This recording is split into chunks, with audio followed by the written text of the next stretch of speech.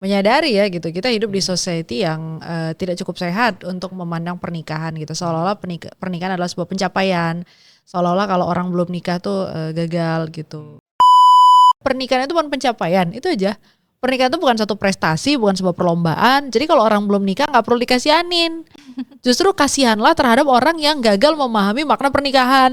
Gitu. Itu standar umum yang berlaku terutama di Indonesia gitu kan ya, kalau udah kerja. Iya. Ya udah pasti nikah lah gitu. Padahal kan itu satu bagian yang mutlak urusannya Allah. Kita sebagai manusia ikhtiar. Nah, tapi ikhtiar terbaik yang kita lakukan apa? Apakah nyari gitu? Sebenarnya enggak sih, tapi memantaskan diri. Kalau aku mau ibadah aku harus happy dulu nih. Kayak aku mau sholat juga aku harus happy. Gak boleh tuh kalau aku ibadah itu karena aku terpaksa, karena aku punya tekanan, atau karena aku didorong sama orang lain. Itu akan tidak happy ketika kita menjalani ibadahnya itu.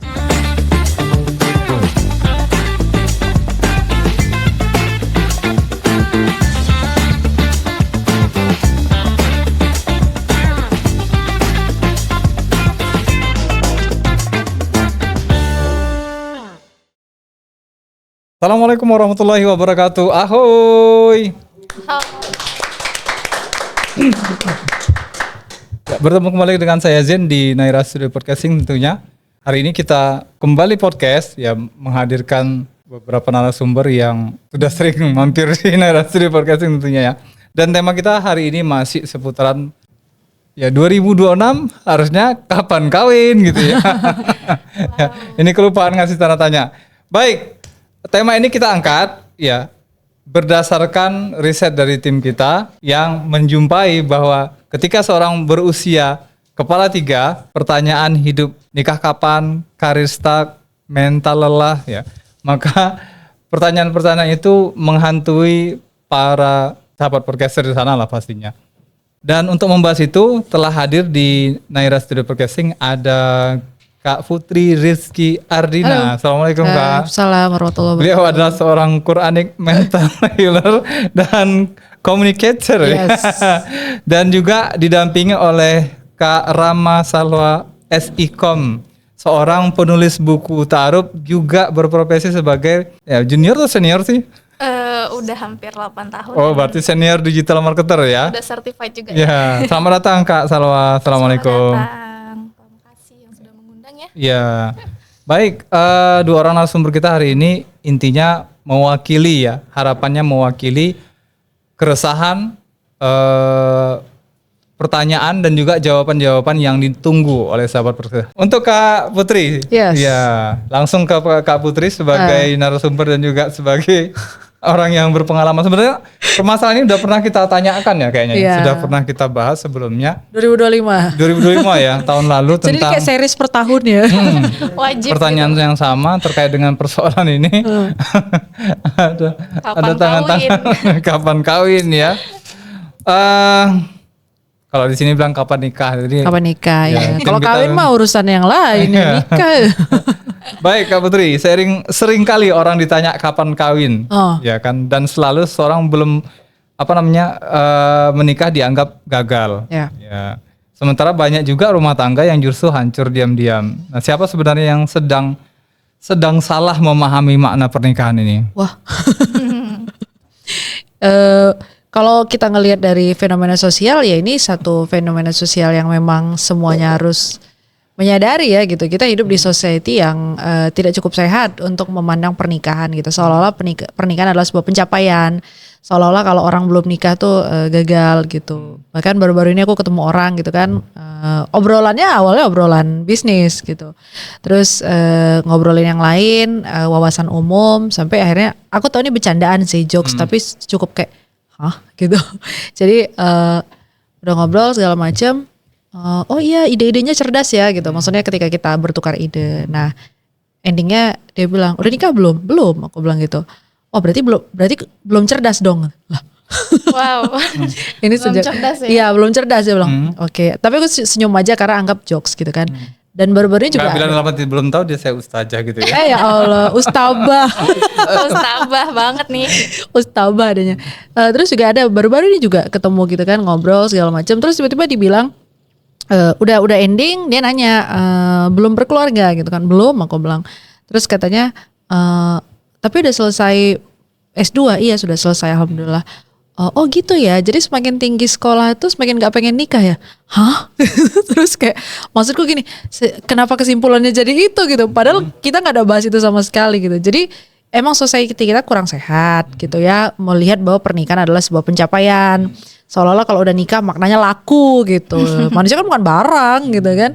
Pernikahan itu sebuah ibadah. Pernikahan itu ya nggak otomatis jadi pencapaian gitu. Karena banyak juga yang kemudian rumah tangga yang di pernikahan tahun kesekian gitu kan. Kayak teman-teman seumuranku ada yang sudah menikah 3 kali gitu.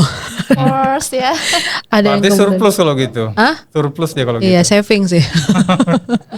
Gitu kan, padahal sebaya aku gitu. Terus ada juga yang teman-temanku yang akhirnya minta advice gimana menghadapi pernikahannya yang diambang pertanyaan lanjut atau tidak gitu. Kita perlu ngelihat ini secara cerdas ya, bahwa pernikahan itu bukan pencapaian, itu aja. Pernikahan itu bukan satu prestasi, bukan sebuah perlombaan. Jadi kalau orang belum nikah nggak perlu dikasihanin.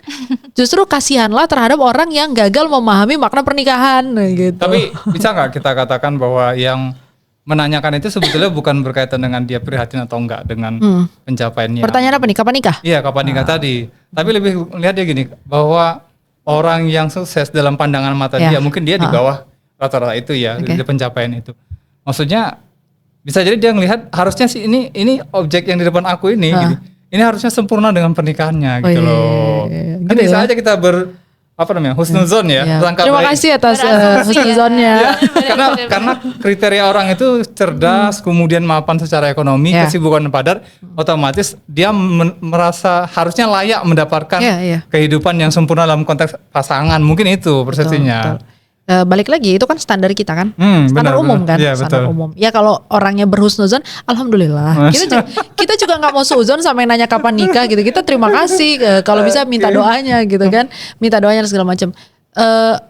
Itu standar umum yang berlaku terutama di Indonesia gitu kan. Ya kalau udah kerja, ya udah pasti nikah lah gitu. Padahal kan itu satu bagian yang mutlak urusannya Allah. Kita sebagai manusia ikhtiar.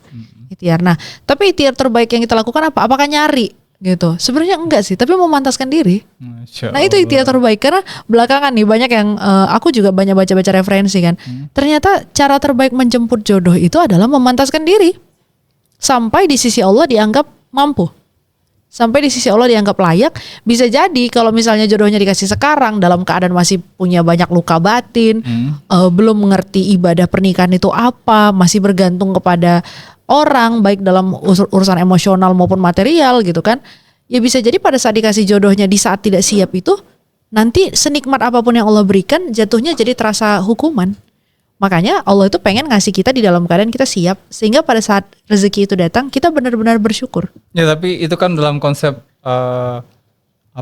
Keislaman. Bukan, maksudnya dalam konsep bahwa itu ada dalam ranah pikiran kita. Iya, benar kan? betul. Kembali lagi bahwa siapapun yang kemudian menyampaikan statement itu adalah dua orang yang punya mindset yang berbeda ya. Makanya gak usah disuzonin. Ya begitu bilang kapan nikah, ya minta doanya udah selesai gitu. Baik.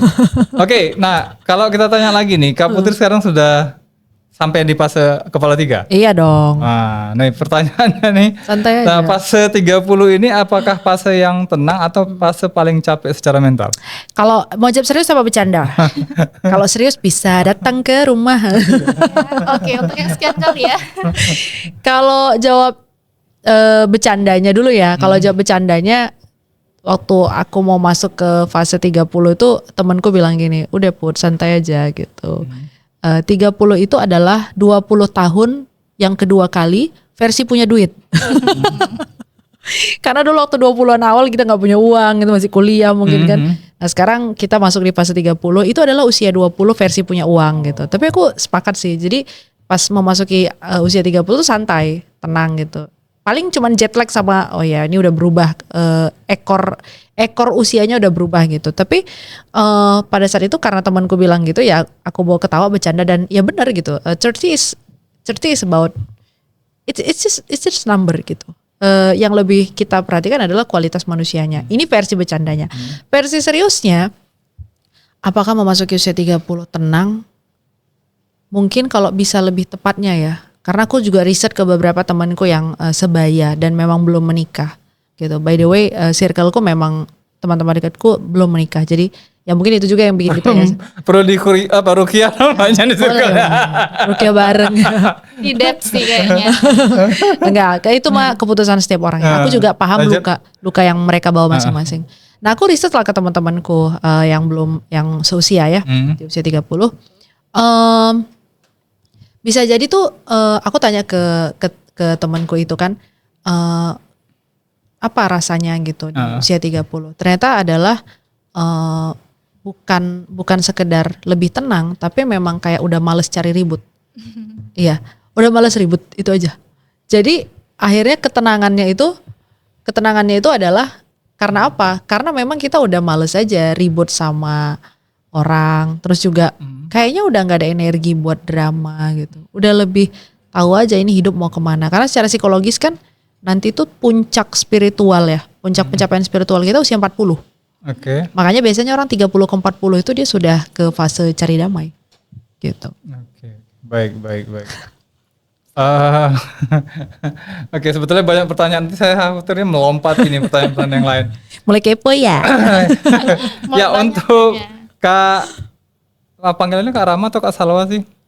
Teman-teman ya, kalau kita berteman nih, Salwa sih biasanya manggil. Berarti salah nih nulis pertanyaan nih. Untuk Kak Salwa ya sebagai penulis buku ta'aruf. Pertanyaannya, kenapa tekanan nikah di usia 30 terasa lebih berat dibanding usia 20-an? Apakah kakak merasakan itu? Ini yang nulis penanyanya ini tim kreatif itu ya. Ada yang modus ya. Oke, sebenarnya aku mau clarify dulu ya buku ta'aruf ya. Jadi buku ini tuh aku tulis saat aku usia 24 tahun. Sekarang baru aja 30 tahun. Welcome to the 30 Club. Welcome to 30 Club ya gitu. Jadi aku tulisnya 24 tahun dan aku di situ bahasnya tentang happy high quality jomblo gitu. Nah, teman aku satu lagi yang membahas tentang ta'aruf. Jadi aku kalau di bahas ta'aruf tuh kadang aku agak apakah aku benar-benar orang yang akan menjalani itu secara baik seperti itu. Nah, jadi kalau ditanya apakah ada tekanan itu lebih berat atau tidak di usia 30, aku yakin di norma sosial saat ini itu sangat-sangat berat sekali ya gitu. Karena kita itu hidup dengan bahasanya ya kayak standar itu sendiri tuh udah kamu udah 30 tahun berarti kamu sudah di luar dari standar manusia pada umumnya seperti itu. Padahal kalau diistilahkan kita tuh punya yang namanya jam personal sama jam sosial. Nah, kalau jam sosial itu mungkin orang menilai bahwa kamu tuh harus menikah di usia 25 tahun itu adalah standar yang umum gitu.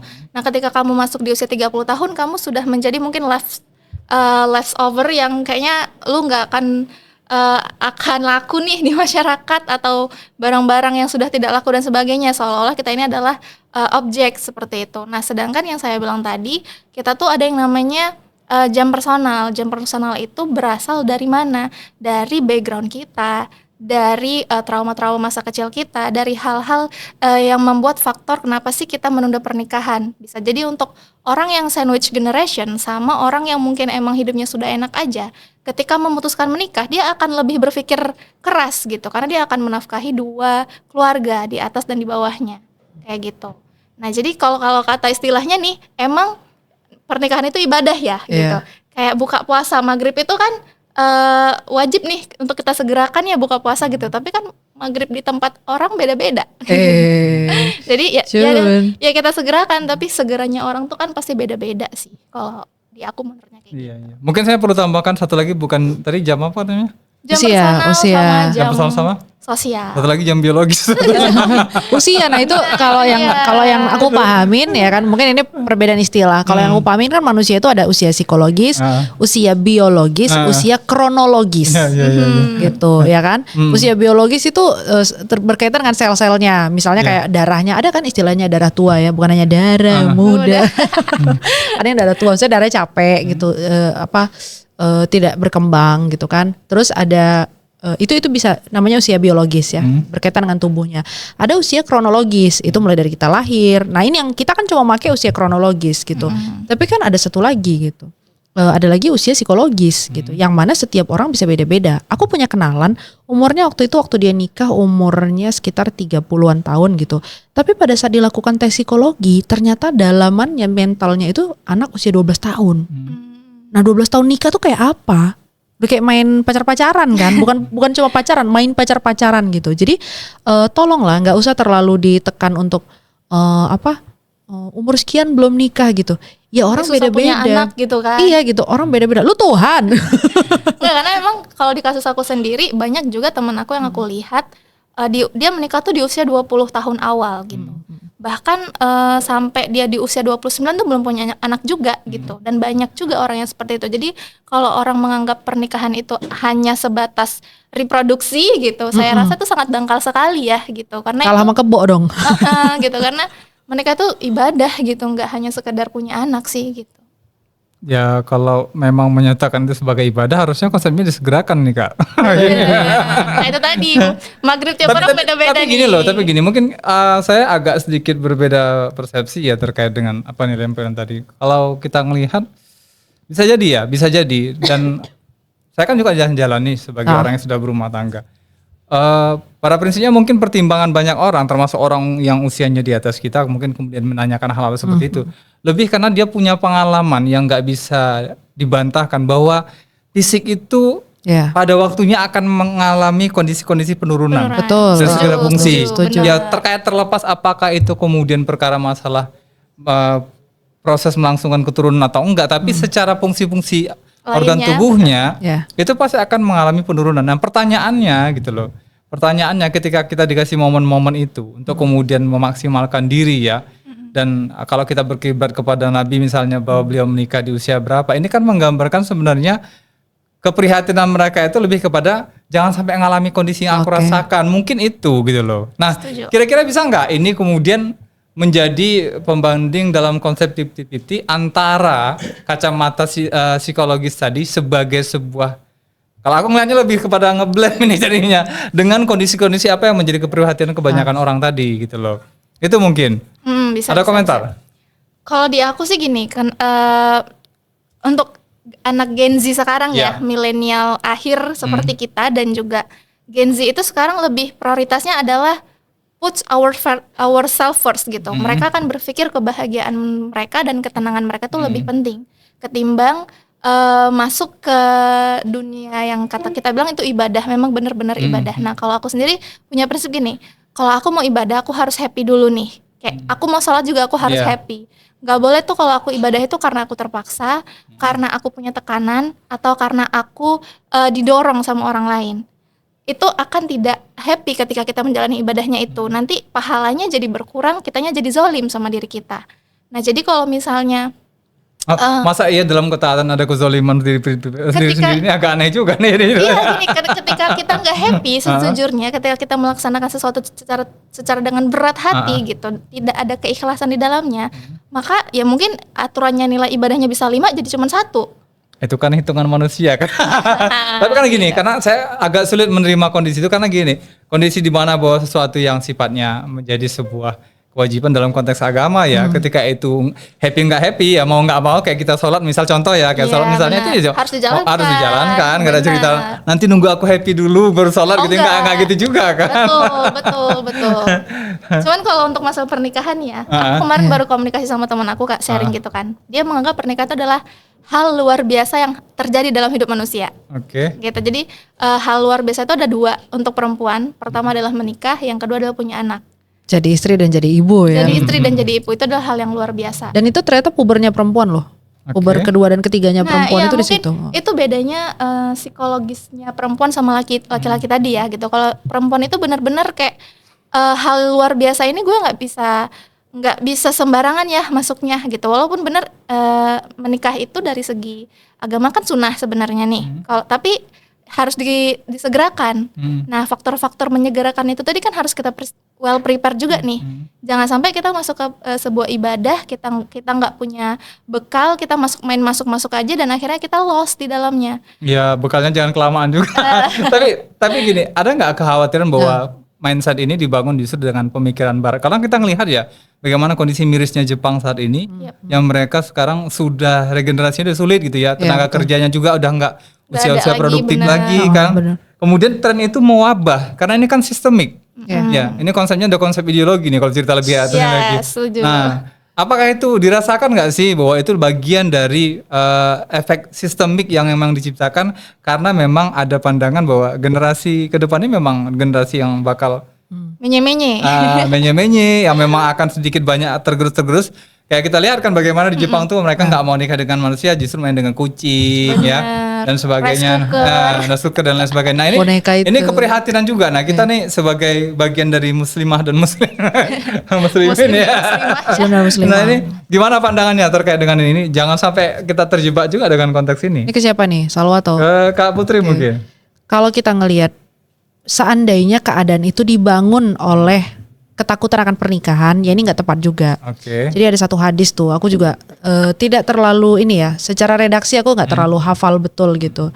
Tapi dulu pernah aku jadikan landasan, jika muncul sikap takut menikah pada suatu kaum, maka bisa dipastikan dalam kaum itu ada penyakit yang sedang menular gitu. Ini bukan penyakit fisik ya, termasuk juga penyakit mental gitu kan. Misalnya kayak yang sekarang, kenapa angka pernikahan turun?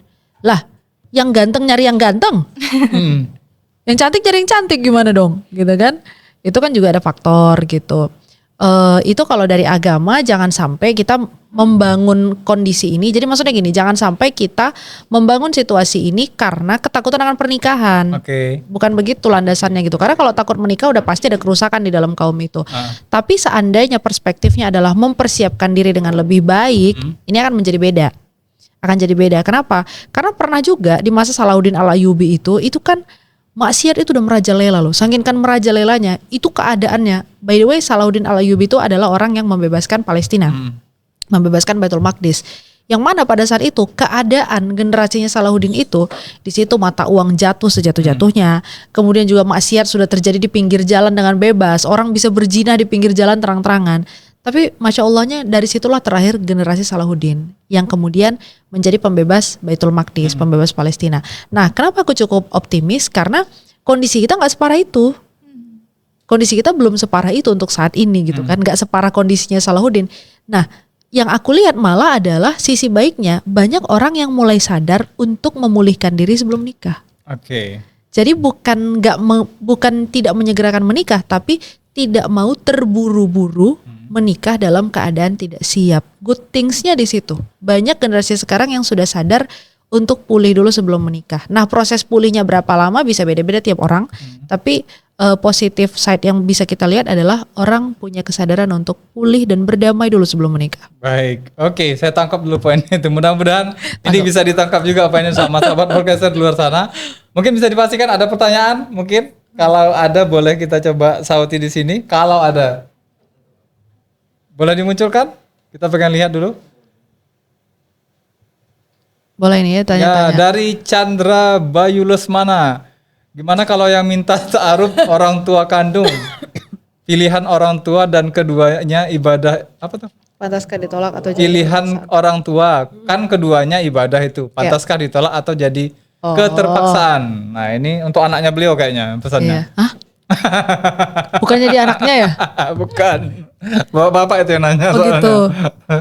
Oke, gimana kalau misalnya itu kan dua-dua baik ya, ta'arufnya juga baik gitu. Terus kemudian ini kita bisa dua sudut pandang ya, ada sudut pandang orang tua dan sudut pandang anak. Kalau dari sudut pandang orang tua, mengenalkan itu ya namanya juga mengenalkan, ya kenalan aja gitu. Mengenalkan kan, kenalkan aja gitu. Nanti urusan endingnya anaknya mau nerima atau enggak ya nggak usah dipaksa. Karena kan yang akan menjalani anak. Ini dari sudut pandang orang tua ya. Kalau mau mengenalkan, kenalkan saja. Dan jangan langsung yang pokoknya bapak maunya yang ini, mak maunya yang ini harus langsung jadi. Nggak bisa gitu juga. Itu namanya kan memaksakan kehendak. Ini yang paling banyak jadi pasien kami. Ya, yang nikah karena manut sama orang tua. Dalam pikirannya cuman aku yang penting manut sama orang tua. Tapi dia lupa satu hal, ketika nanti orang tuanya sudah tidak ada, dia kan harus independen. Dia kan harus mandiri untuk menjalani pernikahan itu dengan pasangannya. Tidak lagi bisa menyalahkan orang tua. Nah, maka orang tua jangan sampai anak menjadi menyesal mengikuti pilihan orang tua. Sekali lagi, anak adalah individu mandiri yang juga punya tanggung jawab atas hidupnya sendiri. Maka kalau nantinya dia nggak memilih pilihannya orang tua, ya nggak usah khawatir, nggak usah sedih juga. Iya, jangan marah-marah gitu. Ya namanya anak yang akan menjalani. Oke, itu yang pertama. Yang penting dampingi saja supaya tidak lari kemana-mana proses ta'arufnya. Yang kedua, Kalau ini dari sudut pandang anak, misalnya orang tua bilang, nih mama mau kenalin sama si ini, kamu mau kenalan nggak? Ya kenalan aja, balik lagi kenalan aja. Karena ta'aruf itu jangan sampai kayak kita berpikir nih, ta'aruf harus bawa CV, duduk, tenang, tanya jawab kayak interview, enggak gitu loh. Ta'aruf itu proses mengenal. Jadi mau pakai cara apapun mengenalnya ya monggo gitu, selama tidak melanggar prinsip-prinsip Islam. Gitu, apakah mau ngobrol dengan keluarganya atau mau nanya teman-temannya, itu juga proses ta'aruf sebenarnya, nggak harus pakai pertanyaan list apa gitu, enggak gitu. Kayak wawancara ya. Nggak sampai kayak gitu. Nah jadi kalau ini adalah di posisi anak, kemudian dia dikenalkan oleh orang tuanya, ya kenalan aja. Nah perkara nanti mau balik lagi, perkara nanti mau lanjut atau tidak, ya jangan ngerasa bersalah juga ketika kita tidak menuruti apa yang orang tua kita sarankan. Toh pada akhirnya yang menjalani adalah kita. Dan suatu waktu nanti orang tua kita tidak akan lagi bisa bertanggung jawab atas pilihan kita sendiri. Baik. Dari Kak Salwa mungkin ada tambahan? Atau yang udah pernah expert dalam perkara ta'aruf nih? Mungkin aku sharing pengalaman pribadi sih gitu. Kalau misalnya aku dulu sempat di usia 25 udah mau nikah ya. Jadi gagal nikah lah ceritanya. Nah itu juga dilandasi dari keterpaksaan orang Itu ta'arufan tua. nggak tuh? Ta'aruf, Oke. tapi dari orang tua. Jadi kayak ketemu dan aku waktu itu juga lagi depresot ya. Depresot. Depresot Lebih bahasa- parah dari depresi ya, depresot. Depresot tuh. Jadi emang dan pengen banget nih ngebahagiain ibu gitu, dan ternyata ibu happy banget kan kalau misalnya anak perempuannya ini menikah Iya, gitu. iya, iya. Seolah-olah itu adalah goals terbesar dalam hidupnya gitu. Iya. Nggak, memang Salwa memang benar loh. Bener ya? Memang benar. Mungkin kekhawatirannya orang tua berkurang ya ketika anak sudah Hadis menikah. Nabi itu kan menyatakan begitu. Kalau anak perempuan itu diselamatkan sampai pernikahannya, pintu surganya untuk ayahnya itu luas. Masya Allah. Pak Bapak dengerin Pak.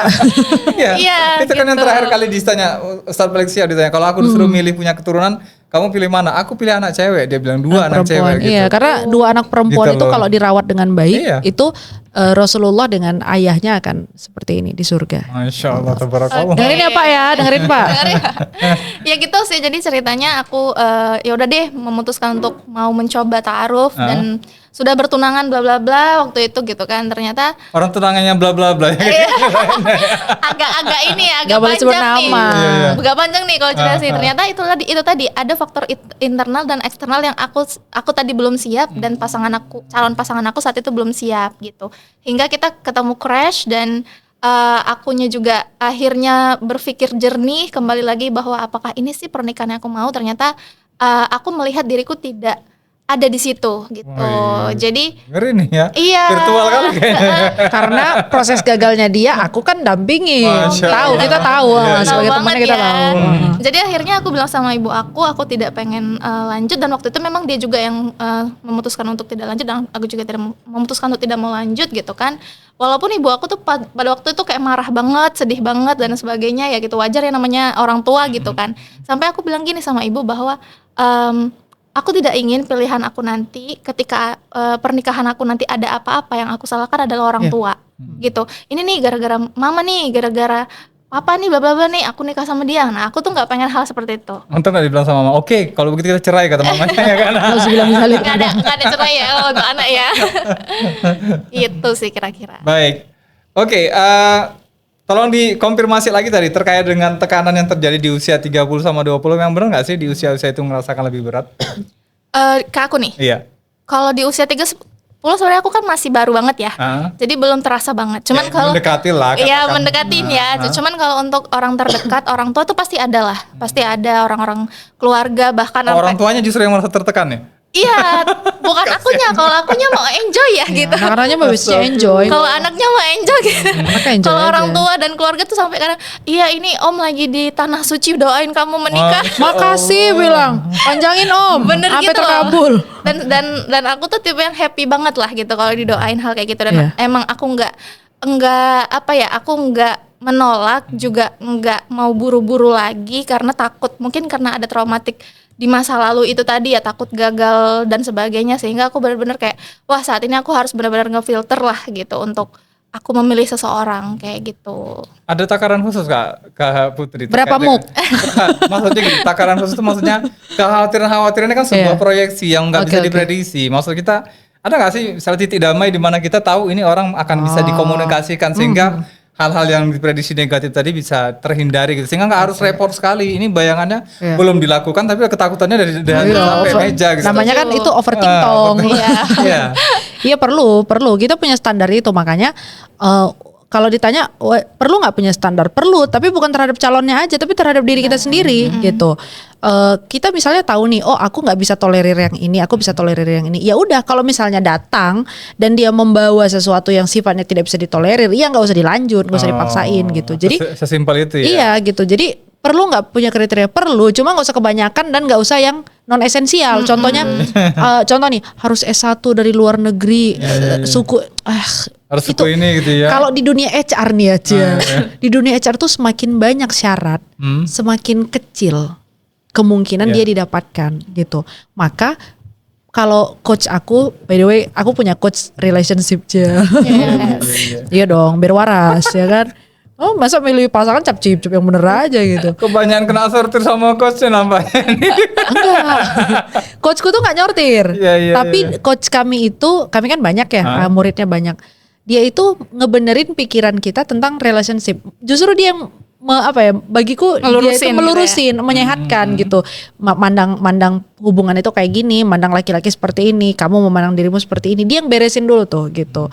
Sehingga pada saat kita ready for a relationship, kita nggak lagi terbawa dengan trauma-trauma masa lalu itu gitu, nggak lagi salah pandang tentang diri kita. Nah itu coachku itu bilang, kamu tuh cuma perlu 3 kriteria utama, 3 aja, oke? 3 itu ada di dalam diri dia, selesai. Dan 3 itu bukan yang tadi ya sarjana apa enggak. 3 itu adalah karakter. Pastikan ketiga-tiganya karakter utama yang dibutuhkan oleh dirimu. Contoh, aku pernah ditawarin ta'aruf ya. Mohon maaf ya, kita ceritakan di sini. Aku pernah ditawarin ta'aruf.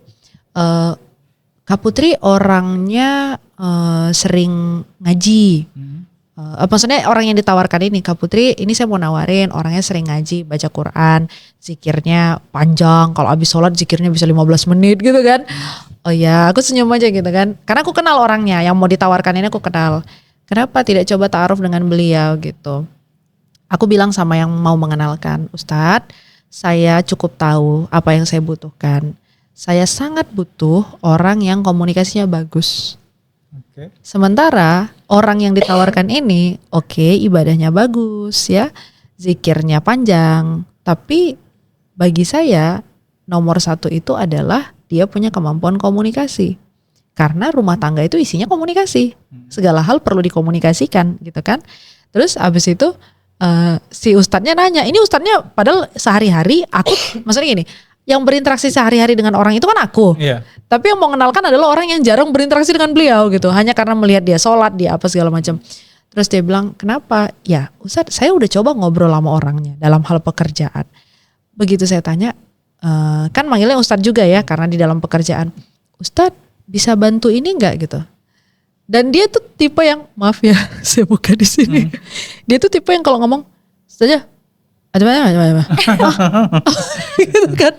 Jadi aku kalau ngobrol sama dia 2-3 kali ngulang pertanyaan. Maksudnya ini bukan. Itu baru dari pelafalan ya. Belum kepada pemaknaan. Nanti aku maksud kemana dia kemana gitu. Jadi aku bilang, Ustadz saya tahu dia baik, saya tahu ibadahnya bagus, terima kasih banyak. Tetapi bagi saya, sepanjang saya berinteraksi dengan orang yang bersangkutan, saya tahu bagaimana dia bermuamalah dengan perempuan. Saya tahu bagaimana cara pandang dia terhadap perempuan. Saya rasa ini bukan orang yang saya cari, terima kasih. Udah gitu aja. Oke.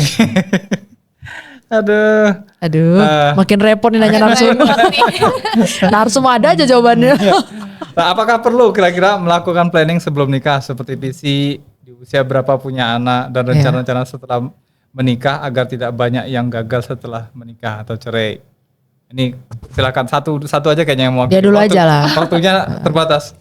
Persiapan fisik dan sebagainya ya. Semua lah. Visi menikah. Visi menikah. Kalau aku memang merasa sebelum menikah itu kita harus pertama kenal dulu sih sama pasangan itu. Nggak mungkin ada beberapa orang yang bakal nggak setuju tentang ta'aruf model zaman 10-15 tahun yang lalu gitu ya.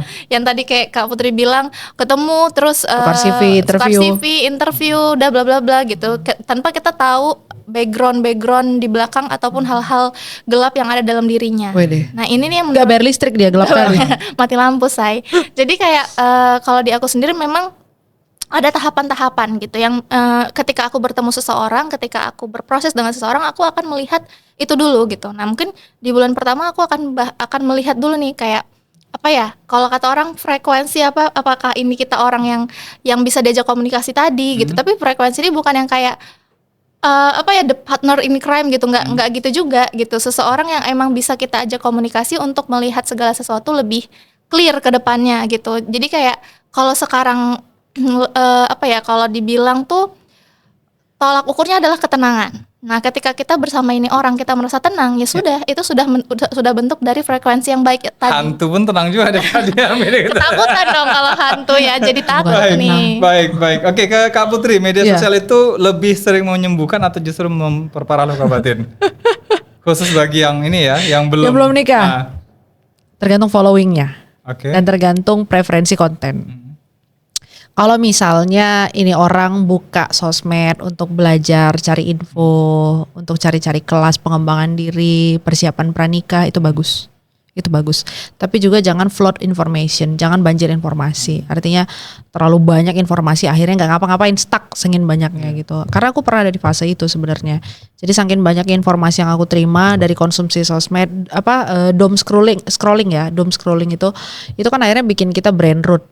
Akhirnya otak kita tetap aja nggak bisa distimulus dengan sehat gitu, tetap aja dipengaruhi sama konten. Nah kalau udah kayak gitu udah mulai lelah, mending break dulu. Nah yang kedua, nggak usah ngikutin akun-akun yang romantisme palsu, nggak usah. Selebgram ya. Selebgram yang selalu membranding keluarga sakinah mawaddah warahmatullahi wabarakatuh ya amma ba'du, itu nggak usah lah gitu. Karena gini teman-teman, romantisme itu sebenarnya nggak perlu dipamerkan, karena dulu ada namanya PDA ya, public display affection. Jadi adalah orang yang punya kecenderungan untuk menunjukkan kasih sayang di depan publik gitu ya. Okay. Itu nggak perlu tuh, maksudnya jadi nggak sehat. Kenapa? Karena kita nggak tahu hati orang. Kita niatnya bagus nih, mensyiarkan gitu kan. Tapi ada loh orang yang hatinya kotor. Dan kita nggak tahu apa yang tersirat di dalam hati orang. Jadi lebih baik jaga-jaga dengan cara apa? Ya sudah, hal-hal yang boleh ditampakkan di depan umum, tampakkan. Ibaratnya kalau di istilah kami tuh gini, apa yang di dalam selimut tetaplah di dalam selimut. Dan apa yang di luar selimut boleh ditunjukkan di luar selimut. Gitu. Ini tentang berita ya, tahu kan jurnalistik dulu kan ada yang penyakit ain gitu, kita juga takut ya zaman sekarang. Iya ya. Gitu. Jadi udahlah, nggak usah banding-bandingkan hidup kita dengan hidup orang lain. Karena semakin kita bandingkan, kita seringkali semakin tidak bersyukur dengan yang kita punya. Baik, oke. Kayaknya kita langsung ke closing. Waktunya nggak memungkinkan lagi nih. Kira-kira benar ya? Gak memungkinkan lagi waktunya untuk kita perpanjang karena kondisinya juga udah mepet. Kira-kira kasih pesan dari Kak Salwa nih sebagai mungkin orang yang terlibat dalam penulisan buku ta'aruf tadi. Pesannya ke teman-teman yang mungkin sudah usia 30 dari persepsi Kak Salwa tentang konteks ta'aruf sendiri. Apakah memang saat ini relevan untuk dijalankan? Dan kemudian nanti dari Kak Putri juga ada tambahan, mungkin saya tambah lagi. Silakan dari Kak Salwa dulu. Oke, kalau dari aku sih sebenarnya usia 30 itu bukan sesuatu kegagalan ya, itu adalah fase baru di mana kita mungkin lebih mature, lebih dewasa dan lebih kenal sama diri kita daripada kita yang 20 tahun masih baru tamat sekolah bla bla bla kayak gitu. Nah, kita tuh di usia 30 itu adalah usia kita bisa melihat segalanya secara lebih jelas. Jadi kalau misalnya dibilang ta'aruf itu masih relevan, saya rasa masih sangat relevan. Cuman proses dan prakteknya tuh yang harus benar-benar kita pelajari. Jadi kenalin dulu nih diri kita ini butuhnya apa, dan kira-kira apa yang harus kita perbaiki dari diri kita. Maka ketika kita dalam menjalankan prosesnya itu juga akan lebih lebih smooth lah gitu, akan Allah permudah juga pastinya. Jadi nggak usah takut sama pernikahan, nggak usah terlalu over ting-ting tadi ya.